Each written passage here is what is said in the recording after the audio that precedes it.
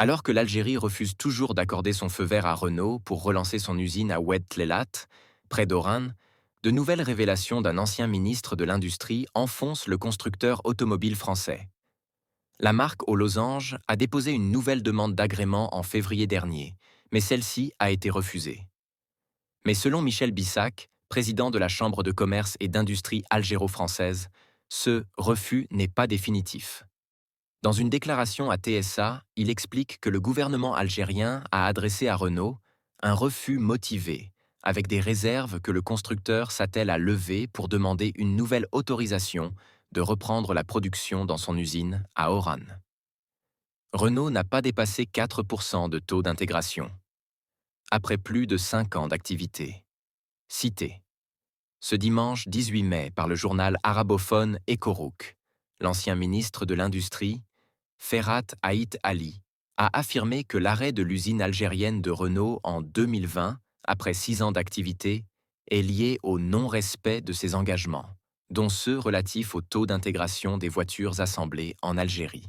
Lorsque le constructeur français avait reçu son agrément en 2014, le cahier des charges avait exigé un taux d'intégration de 30% après 5 ans d'activité. Or, après plus de 5 ans de présence en Algérie, Renault n'a pas dépassé 4% de taux d'intégration, révèle l'ancien ministre algérien. De plus, Ferhat Haït-Ali souligne que la marque aux losanges n'avait investi que 10 millions d'euros. Le reste de l'argent investi dans l'usine d'Oran, soit 160 millions d'euros, était des fonds algériens obtenus sous forme de prêts bancaires, ajoute-t-il. Et pourtant, Renault disposait de 49% de l'usine, contre 50 et 1% pour l'Algérie, représentée par la SNVI, qui a été remplacée ensuite par Madar, 34%, et le Fonds national d'investissement, FNI, 17%. Selon Ferhat Haït-Ali, le négociateur français avait imposé ses règles, soutenu par la complicité de la partie algérienne à l'époque.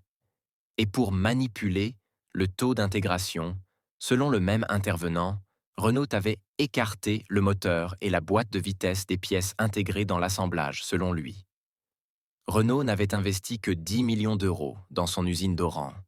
Ceci dit, la partie algérienne devait exiger de Renault de fabriquer la carrosserie en Algérie, comme principale condition pour entamer l'activité.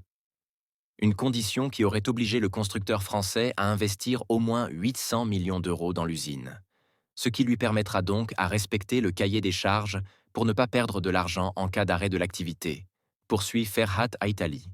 Mais le constructeur français n'avait investi que 10 millions d'euros, une somme qui ne suffit même pas à équiper un salon de coiffure pour femmes à Paris, a ironisé l'ancien ministre algérien de l'Industrie.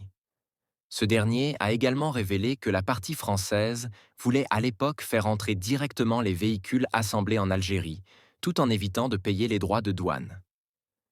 Nous ne leur avions pas fermé l'usine, mais nous leur avions assuré que s'ils souhaitent que procéder de cette manière, ils devaient payer les droits de douane, a révélé Ferhat Haït-Ali, qui était aux commandes du ministère de l'Industrie quand l'Algérie a décidé de revoir sa politique dans le domaine de l'automobile, en mettant fin aux importations déguisées de voitures.